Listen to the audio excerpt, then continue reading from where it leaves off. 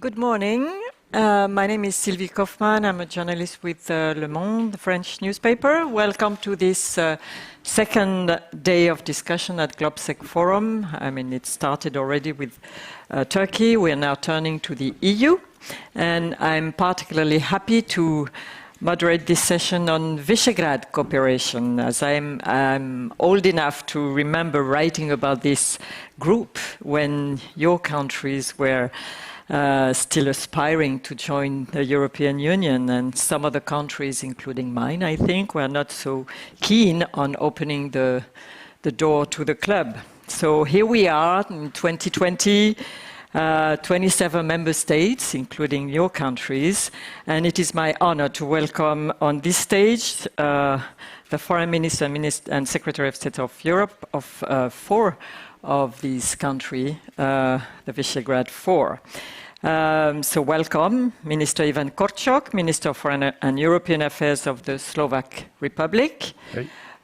Minister Tomáš Petříček, Minister of Foreign Affairs of the Czech Republic. Good morning. Minister Péter Szijjártó, Minister of Foreign Affairs and Trade of Hungary. And Secretary of State Szymon Szynkowski, Secretary of State for Europe of the Republic of Poland, standing in for Minister Rau, who I think was not feeling too well this morning, took the wise decision to stay in Warsaw for all of us. So thank you for being here, all of you, in person. And this is how we are going to proceed for this session. I will lead a discussion during the first part of the session with the four ministers, and then I'll turn to you, the audience, for questions. Questions can be asked, as always, either in the room, and I will ask you to raise your hand, and there will be a microphone, or online via text or Zoom. So, I'm going to start by asking the same question to the four of you. And I will start with you, Minister Korčok. How would you define the V4 today? What is its purpose? What is its role in the European Union? If you can all answer, rather shortly, and we can then debate on what you said. Well, thank you, Sylvia, and good morning to all of you. I'm glad we are having four of us an opportunity to share with you how we view V4 very quickly. Number one, what V4 means to me, it's a pragmatic cooperation, still as we speak. Without going too far back into the history, but still next year we are going to celebrate the 30th anniversary of establishment of this cooperation, and back then the main objective in 1991 was to prove to ourselves, but to prove to the rest back then, to the rest of the European Union, that these three countries and later on four countries can cooperate in order to get into European Union. That objective was fulfilled in 2004, and in that moment there were many voices, including within Visegrad countries, but also outside, who have had some doubts and questions whether it makes sense to continue with this cooperation. But very soon after we joined European Union, we agreed, okay, we want to continue with that within European Union, focusing on European agenda, and that's happening. But in addition to that, we also cooperate very intensively in many other areas, and they are not that often showing up in the limelight. They're not that much seen by broad public. But I have found, I hope I have it somewhere here, what it means, the cooperation amongst four of us. 6,000 grant projects that have been provided in several areas, 6,000 grant projects. So the V4 is not only making us loud within European Union, but rather internal cooperation as well. 4,500 semesters of individual scholarship that we are funding, as a matter of fact. 96 million in projects many and dozens of outreach activities in the Western Balkans and in Eastern Partnership. So, to make the long story short, the cooperation continues where it started. We not only are focused on our internal European agenda, although this is a big part of it.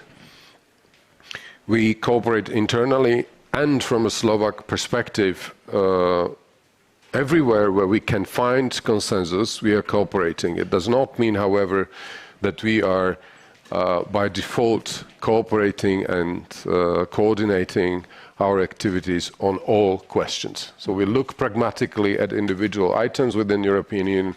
If 4 of us agree we will cooperate, we'll do that. Mm-hmm. Minister Pecic, what does Visegrad 4 mean for you? Good morning. Ivan, as always, already told more or less the same I wanted to say. Which is interesting, yeah. But later. let me stress that I still believe that the core business of V4 is applicable even after almost 30 years since the establishment of the group. First of all, I think that it is still a platform for improving or deepening the understanding of our politics, of our societies in the Central Europe. To improve our neighborly relations, to strengthen people-to-people contact, to support civil society in our countries. And the second key priority is now, after achieving the key goal of the 90s to integrate in the Euro-Atlantic institutions, now I think that it is the goal to actively use the membership of these institutions. And as Ivan told, we are very much Europe-oriented in our discussions. We are discussing a lot about European policies, about sectoral issues. But V4 is not only inward-looking. Indeed, it is also a platform how to share our experiences with other parts of Europe and world, Western Balkans, Eastern Partnership. But increasingly, we are also going beyond the traditional regions of our interest. I can mention recently we launched the common project with Germany in Morocco. So V4 is, I don't want to say going global, but we know that our interests are not only our immediate neighborhood, it is also a broader EU neighborhood. Thank you. Minister Szijjártó, is the V4 also a platform for improving the understanding of your societies in this region? How do you see it this way? Sure. Good morning. Thank you very much for the invitation, and congratulations for organizers of GLOBSEC to be brave enough to have this meeting in person and not through video conference, which this is much better this way, let's put it this way.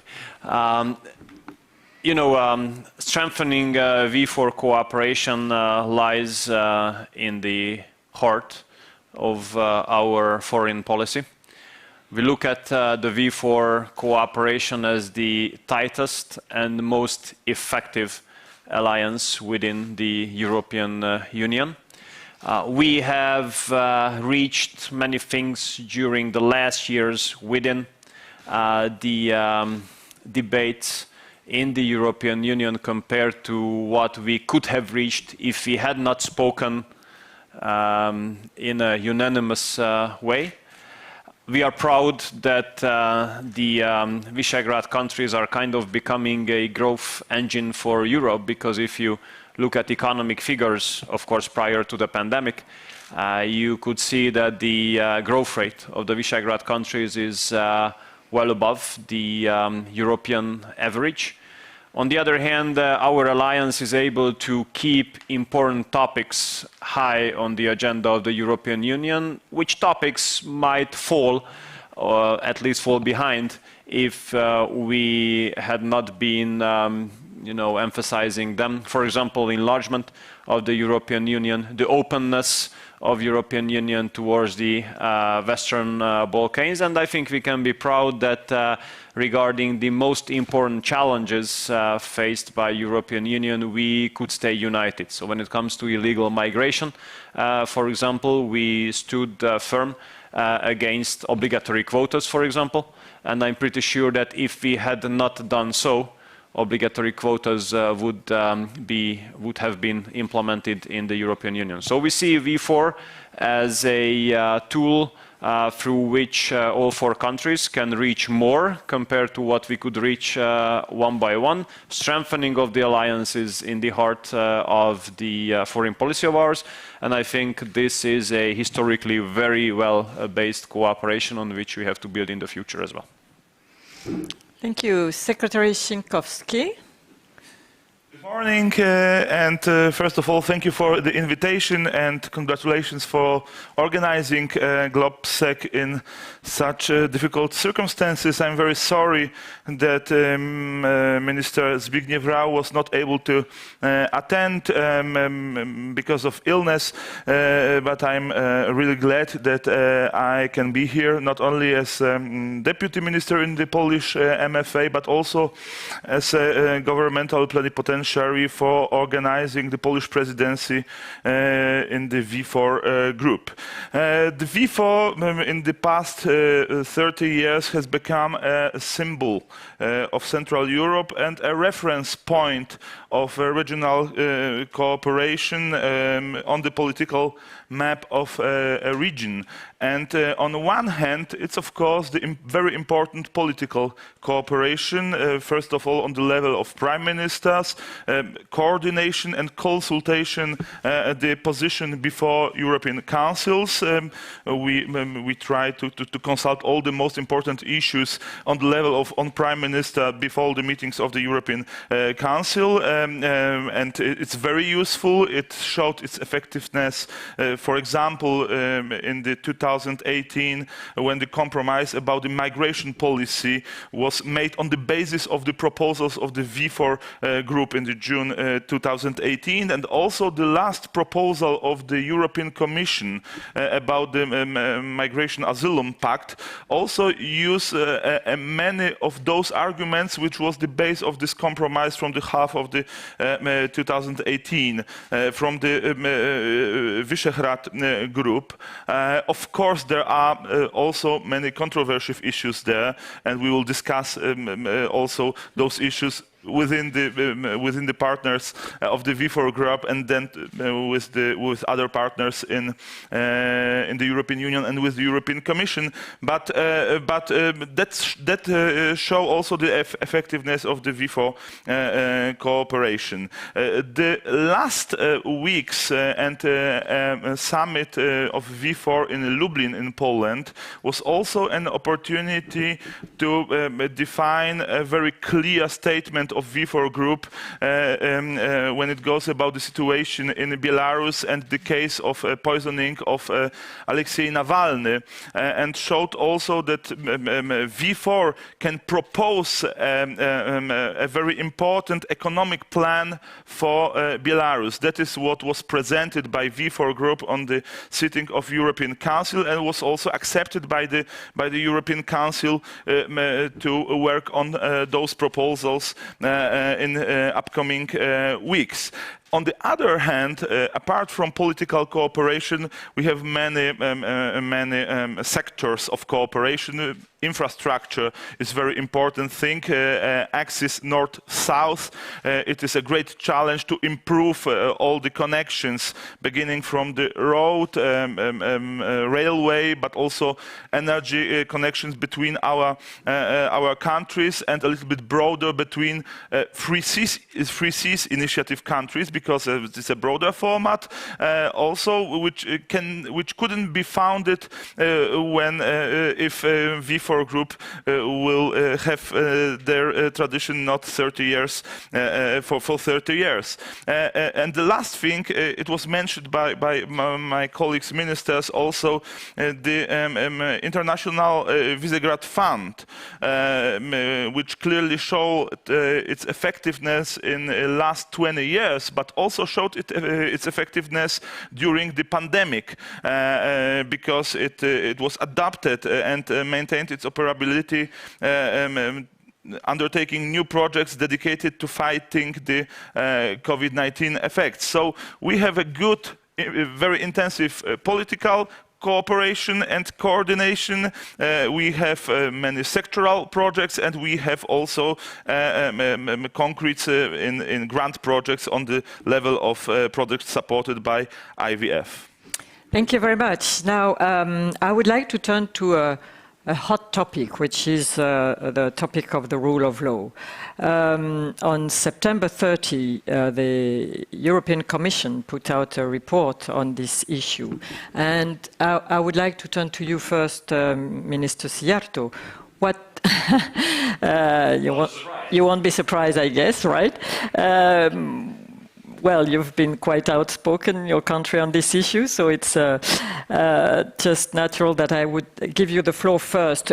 So what do you think of this report? And is Hungary prepared to opt out of the recovery fund if there is conditionality?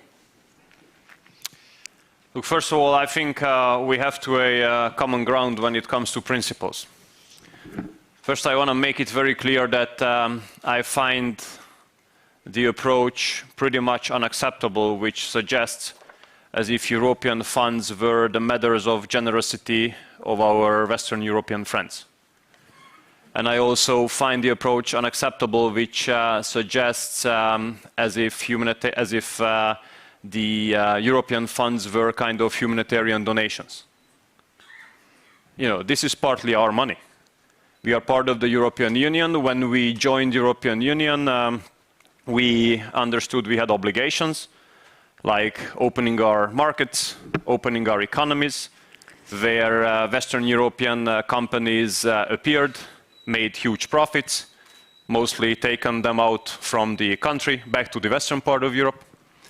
And on the other hand, we were about to enjoy some benefits, meaning cohesion funds and other European sources. But once again, I want to underline that this is not a humanitarian donation. This is based on the treaties. We had to deliver, which we did. That's why the funds are partly our money. And not to forget about the fact that we Hungarians do contribute to the economic performance and achievement of the European Union.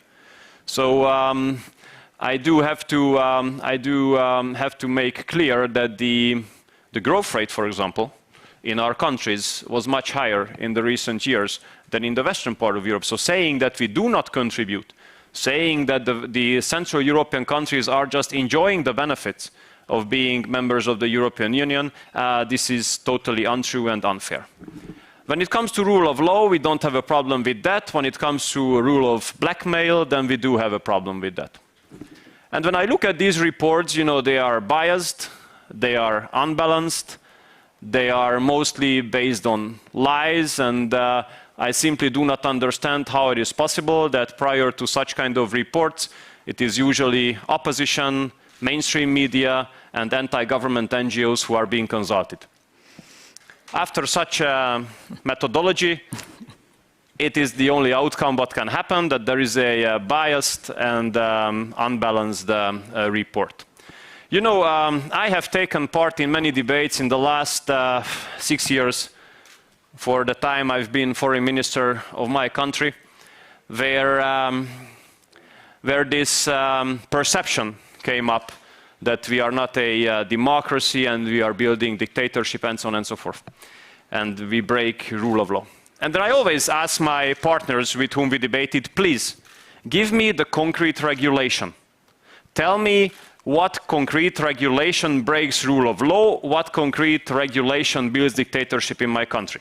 And then we can discuss on a factual basis. I can argue, you can argue. But just putting forward that you are not a democracy or calling a country ill democracy, the nation of which had to fight for its freedom until 1990, basically throughout our whole history, it's simply unfair. And one thing must be digested by the Western European liberal mainstream even. I understand it's complicated to digest, but must be digested. That this government has been governing the country based on the will of the Hungarian people. We have won 3 continuous elections with a huge margin. We are the only government in Europe which is a one-party government with a 2/3 majority in the parliament. I understand by liberal mainstream it can be considered as dictatorship, but no. This is the outcome of democracy. This is the outcome of the elections. We have not won our power on lottery. We have won it on elections. Yeah. And saying that what we do is anti-democratic is not fair, because what we are doing is based on the will and the authorization of the people. And I understand that we cannot satisfy the liberal mainstream, but believe me, we don't have this intention. Okay. We want to satisfy our people. And the outcome of elections have shown that we have satisfied them. And you might like or dislike what we are doing politically, fine. But what we never accept is to call it anti-democratic, because it is not. Okay, thank you very much. I'm sorry, but the time is running out so fast. No, just before I give the floor to your Polish colleague, about my question about opting out. Because the Prime Minister said there would be this possibility of Hungary opting out of the recovery fund.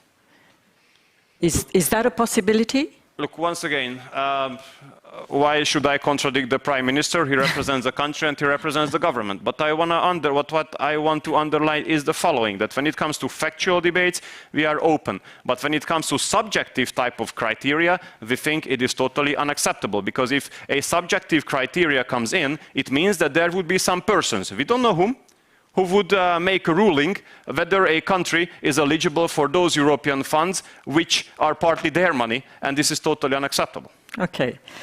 Well, thank you for those muscular statements. Secretary Szynkowski, as other countries, including Italy, Spain and France, Poland, I guess, badly needs the money from the recovery fund. Do you think there is a possibility that this fund could be blocked because of the issue of the rule of law, because of differences among member states about this issue?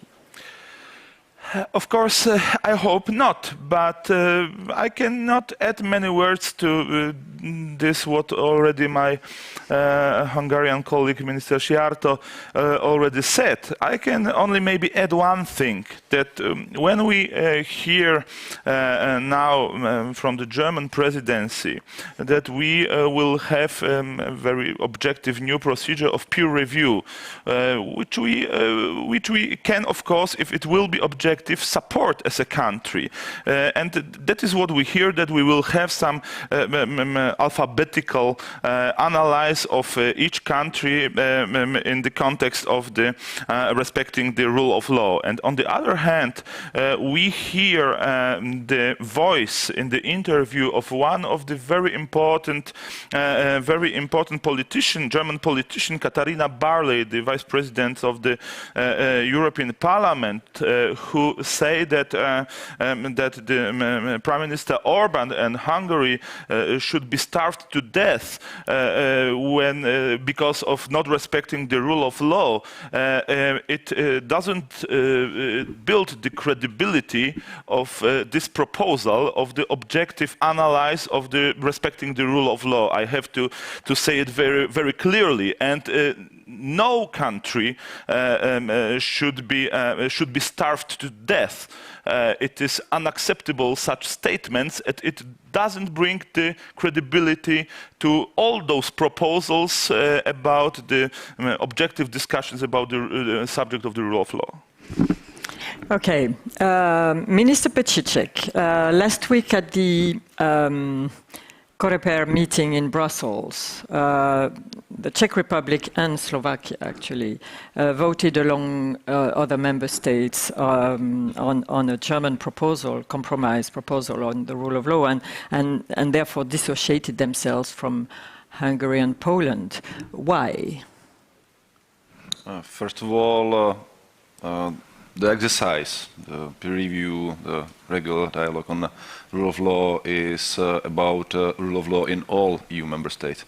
I would like to stress it is not only about our friends from Hungary and Poland, and let's be honest, none of the EU member state is perfect, and that was the intention, to stress we are all discussing about where we can improve the situation about rule of law in our countries. At the same time, I think that for us this is part of our commitment to the European Union membership. When we entered the EU, we also accepted this is a club with certain rules, and we should be able to discuss whether we are all meeting them or not. And as Peter told, do not politicize this excessively, because I myself, I'm from center left, Peter is conservative right, but still we can discuss, and we do not have to agree on everything. But we should be able to have a content-oriented dialogue about that, not to make it only a purely political exercise. I think if there are some argument that we would like to see some improvement in Hungary or in another member state, we should be able to listen to the second side. What is really there? What is the regulation we are concerned about? What are the effects? Sometimes I'm afraid, because I took part in some of the discussions, that it is rather a dialogue of death. We are not listening very much to each other. So, Minister Korczok, I could ask the same question to you on this vote, and more generally, Minister Siarto earlier mentioned the illegal immigration issue, on which the V4 did have a very united position, and it was indeed quite effective on the quota issue. But for instance, on this issue of the rule of law, there's not this such a unity among the four of you, and yet Prime Minister Orbán sees himself, or that's how he's seen on the European scene, as the figurehead of the V4. Do you sometimes have a feeling of the group being hijacked?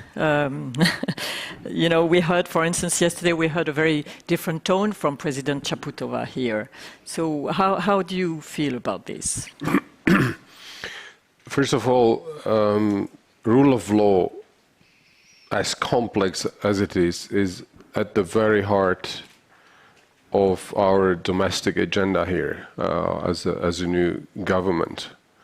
This is why people in Slovakia have voted for change in our country, because one of the key areas of rule of law, judiciary and transparency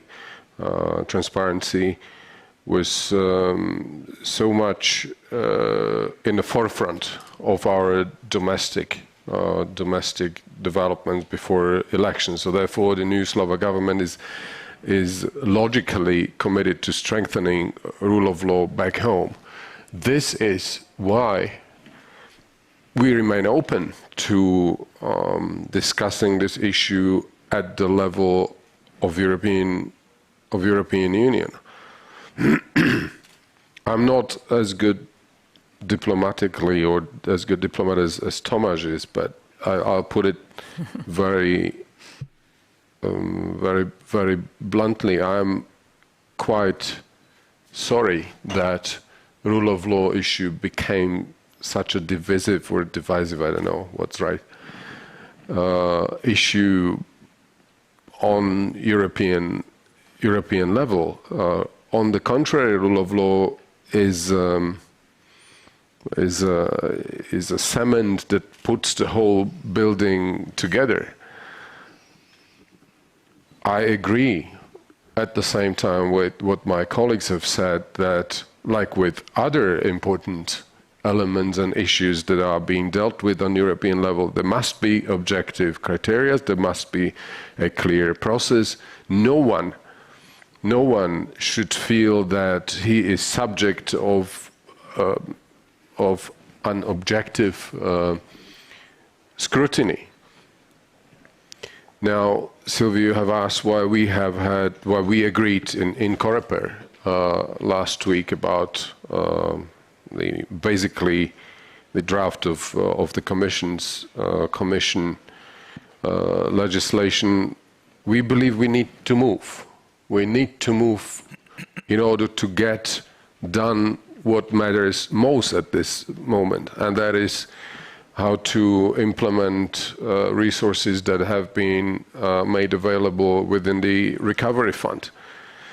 And two, maybe less diplomatically, I don't think that recovery funds will be put in place unless the rule of law conditionality is in there. I mean, I don't see any readiness on the side of the parliament. I don't see any majority in the council how not to include this rule of law conditionality into that package. I don't think, I hope so, I hope that all countries will be part of recovery fund, because this is what we need collectively to help European economy, and Hungary is part of it, and I'm certain Hungary will benefit, Hungary will contribute to economic recovery. But we have moved in European unions over the last, and that would be my last point, over the last 10 years. I remember when the first initiatives were put on table, how to start a rule of law scrutiny. It must have been 8 or 10 years ago. We have moved, and we in Slovakia are open to basically any discussion about rule of law. But I agree, once again, process, objectivity.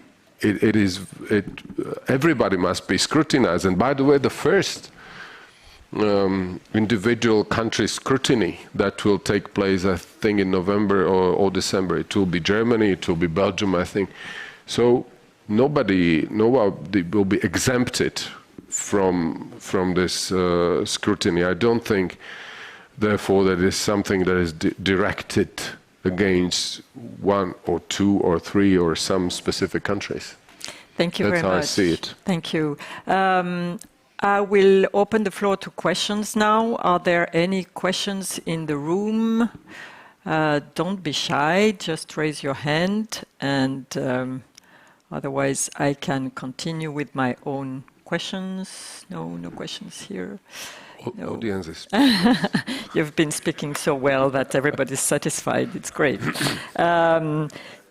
So may I turn to foreign policy, EU's foreign policy for a moment. And you've mentioned, several of you have mentioned Belarus. We had Mrs. Tsikhanouskaya given the award yesterday, and she will be speaking today again. Again, there's no European unity on what should be done, and indeed, the EU doesn't have so much leverage on this issue. Maybe I will start with you, Minister Korczok. What should be done, and also of course, it's difficult we cannot really dissociate this issue from the Russian question. What is your view of how we should deal with this as a European Union? Well, first we have to do, and we've done so, what we have promised right after elections in Minsk in August, I think, where we have had a united position on elections themselves, that they were rigged, manipulated, and therefore response was agreed, and I'm glad that this response was implemented last week I think, where the sanctions were put into force. So that's what we owe to people in Belarus, people on the streets right now as we speak, who are protesting for freedom, but they have to see that we have not left them alone. And therefore, I believe that the first response was right. Second, and those were the conclusions from last week, is to start with sort of positive agenda, not only to focus on sanctions, which certainly were legitimate, but how to help people in Belarus. They're in difficult economic situation, therefore I think we're doing nationally our part. In Slovakia, we have provided funds and financial resources for students and scholarship funds for those who were subject of repressions and violence. And number three, you asked Sylvie about Russia. We must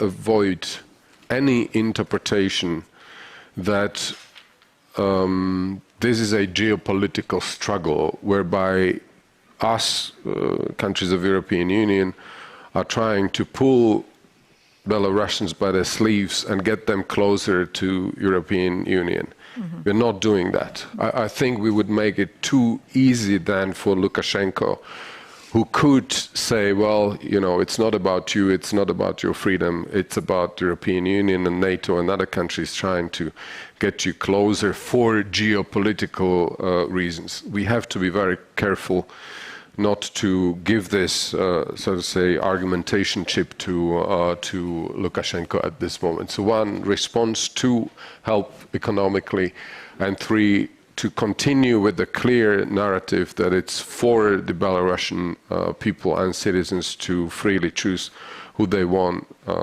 should be running and governing their own country. Yeah, Minister Petříček, indeed, I think there's a consensus that this shouldn't be turned into a geopolitical struggle, but at the same time, particularly this region, because of your history, you probably have a particular feeling for what's going on there. So how do you reconcile these two imperatives or factors, should I say?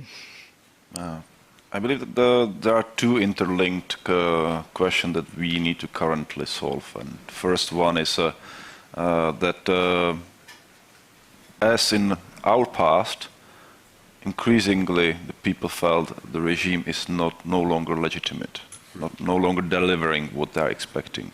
And this is also what's happening in Belarus. Mm-hmm. And our role is not to play the role of Belarusian. We are here to only help them to decide what their future is, and to avoid that we legitimize something they themselves feel is no longer legitimate, being President Lukashenko. So we should avoid any step that might legitimize this regime any longer. And it is interlinked with the question of Belarusian sovereignty, because any even doubt that we are taking Lukashenko as a legitimate representative of Belarus means that any concession on Belarusian sovereignty he can, or he might in the future do, can be taken forever as granted. And here I think that this is exactly where our own experience come into the play, because in 1968 we were occupied by the Soviet army, by the armies of the Warsaw Pact, and our sovereignty was seriously undermined. And here we probably cannot expect that something similar, but we can expect that step by step, maybe without even noticing, Lukashenko can concede on Belarusian sovereignty in order to get some support from Moscow. And this is where we Europeans need always to be on alarm, and to point out this is not something we can take as a legitimate step. And with expected democratic change in Belarus, this will have to go back where we are now. That we have sovereign Belarus. The only thing we want is that people can freely choose who is going to be their representative. Minister Sijarto, do you think this question can be solved by talking to Moscow, as France and Germany suggest? Do you think this is a possibility, or is the OSCE option really an option according to you? Look, I understand the most important thing is to keep the channels of communication and dialogue open. I was called by Foreign Minister Mackay earlier this week. Of course, I accepted the call, and we spoke for like a quarter of an hour, and he gave me his understanding about the situation in Belarus, which definitely does not coincide what we think about how things are going and what direction they are going to. But still, I do believe that if we cut the channels of communication, that definitely does not help. I don't know whether it contributes to the solution, but definitely does not help. On the other hand, I think we should encourage somehow, I'm not quite sure that we have the toolkit, but we should encourage somehow an inclusive, wide-ranging political dialogue within Belarus, including all political stakeholders, asking them to sit around the same table. I'm not quite sure if all parties stick to their preconditions, it's going to be successful or not. But it's very complicated to give advices from here who should give up what preconditions, because we simply do not live there, and then I don't think we are wise enough to do so. Maybe one backstage information that we came together, foreign ministers in Berlin, to have Gymnich at the end of August, where we should have been able to make some kind of a decision about a sanction list, or at least put together the final proposal. That happened at the end of August, and then we came together for a formal Foreign Affairs Council at the end of September, and we still have not made the decision. So I'm not quite sure that this is the speed the European Union should react on such kind of issues, because then you started with saying that we do not really have leverage. I mean, if we make decisions with such a speed, then we will not have leverage for sure either. So I definitely do believe that we have to call for an inclusive dialogue and to build democracy somehow. Now the question is whether it is geopolitical or not. Yeah, it's a good wish that we keep geopolitical aspects away, but just responding to your core question, that whether it's possible or not. I mean, Moscow is there in the backyard. I'm not quite sure we can leave geopolitical consideration out when it comes to thinking about this whole issue. So unfortunately, I'm personally for sure, and maybe others are not wise enough either to see the way forward, but we're ready to contribute. Polish should take the lead in this regard. There's a significant Polish community in Belarus, so I really do believe that in this case the best way, at least from our perspective, from V4 perspective, is to rely on the Polish, and we were very much satisfied with the proposal which was put forward by Prime Minister Morawiecki just very recently on behalf of V4. I think if we can implement that, then we can contribute somehow to the solution. Well, I guess Secretary of State Szynkowski, you of course agree with this, but there is also a Belarusian community in Poland. What do you think of the Russian way, like not to mention President Macron's policy on talking to Mr. Putin? Do you think this is an avenue? First of all, I wanted to say that V4 Group traditionally cares about the EU stability in the EU neighbourhood. It's always an important, just from the beginning of our presence in the European Union, it was traditionally a very important subject of our activity. First of all, the activity in the Eastern Partnership. We are here active as a country for years. 11 years. Second thing, we support the Western Balkans. It's also a very important region where we should be active as a European Union, but we are supporting, for example, we are supporting the opening of a negotiations process with North Macedonia and Albania as a V4 group very actively. And of course, the most recent subject is the situation in Belarus, and we are also very active there. Ad hoc V4 summit in Lublin, which was called ad hoc, was concentrated mostly on this subject, and we presented an economic plan offered for Belarus for small and medium enterprises, for NGOs, for students, also a visa liberalization program. That's a very concrete steps which was supported by our V4 partners and also supported by our EU partner after that in the meeting of the European Council. So we have some very concrete offer how to support our eastern neighbor. The second thing is the channels of contacts with Russia that you asked about that. We of course are interested in dialogue, but dialogue can be continued only with credible partners. And after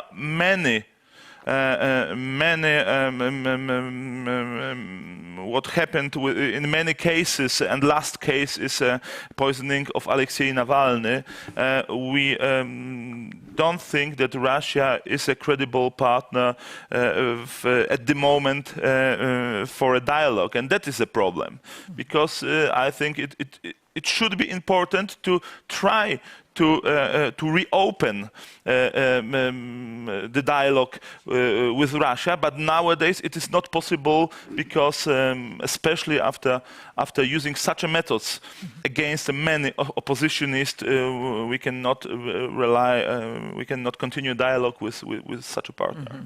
And of course, the breaking of international law in many cases also in the Ukraine, in Crimea Peninsula, that is also something what we cannot accept from a partner which should be a partner for a dialogue for us.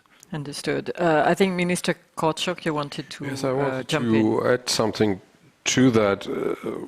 While we, of course, are focused on the developments on the ground in Belarus, we too should not basically forget that there is disinformation war underway in Belarus, around Belarus.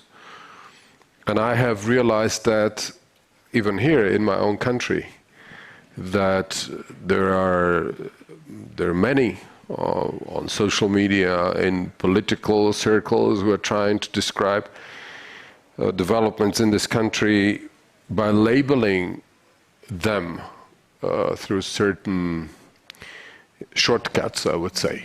It's the Maidanization. Come on, what Maidanization can there be seen?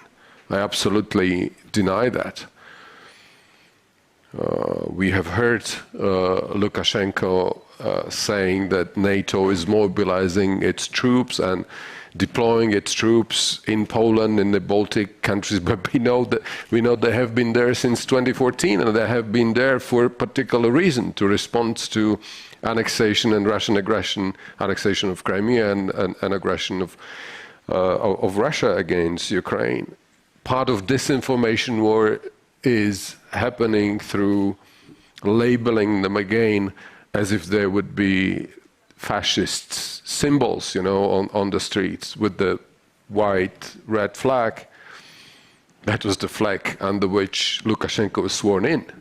All of a sudden he says it's a fascist symbol. So we should be careful when interpreting what's going on there, and once again strengthen the narrative. When Peter says, and I heard him saying that repeatedly, and I understand that, when he says we should follow the Polish approach logically because Poland has a community there and so on. But how can that work in practice? Because obviously Lukashenko does see, and my Polish colleague might correct me, does see Poland as arch enemy. Mm-hmm. It was you and Lithuania who was requested the other day to decrease the number of your diplomatic staff. You have pulled back your ambassador, so Lithuania did. How can that work? I'm asking myself, when the Archbishop of Catholic Church in Belarus left for treatment to Poland, he was not allowed to return back. Mm-hmm. So when we say keep the channels open with Lukashenko, I think it's a very relative expectations. He's not picking up the phone. I think his strategy is very clear, not to talk to anybody from outside, let the people, so to say, on the streets being tired. Winter is coming, but I was, and I'll finish with that, by the perseverance and courage that Svetlana Tikhanovskaya has shown. She said, we have no right to stop because, you know, we were deprived of everything that is so common in your countries. And two, she said, well, it's a quiet, non-violent protest, and I think that gives energy and courage to people in Belarus, and that is why we should support them. Evidently. Thank you very much. We have 3 minutes left, and I want to ask, so that's less than 1 minute each, and I want to ask each one of you to finish. What do you think of the concept of European sovereignty, and in short, is it contradictory with your own national sovereignty, or can you conciliate the two? I will start with our Polish colleague, friend. Guest, I should say. Subject is very broad, short, and right? Time is short. No. But so I'll be very briefly. We should make all our efforts to keep the balance between our good transatlantic cooperation and transatlantic relations, because it's also a very important point of the foreign policy of Poland to keep a very close transatlantic bond. It's important for our security, because also of our geopolitical situation, and that's not against power and good cooperation within the European Union, and also regional cooperation in V4 group or other regional formats, as for example, such as Free Seas Initiative or Nordic-Baltic cooperation. We should make all our efforts to keep the balance between those kinds of cooperation, not to define one of them as the most important one. Thank you very much. Minister Sierto. Well, thank you. We are interested in Europe to be strong. We are interested in the European Union to be an important player when it comes to global political and economic issues. We are a country where export per GDP ratio is 85%, and 78% of exports head to the European Union. So obviously our interest is European Union to be strong.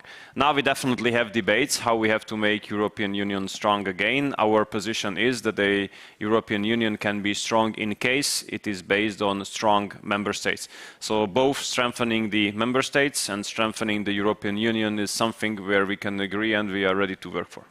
Great. Make European Union great again, right? Yeah. Well, at least strong.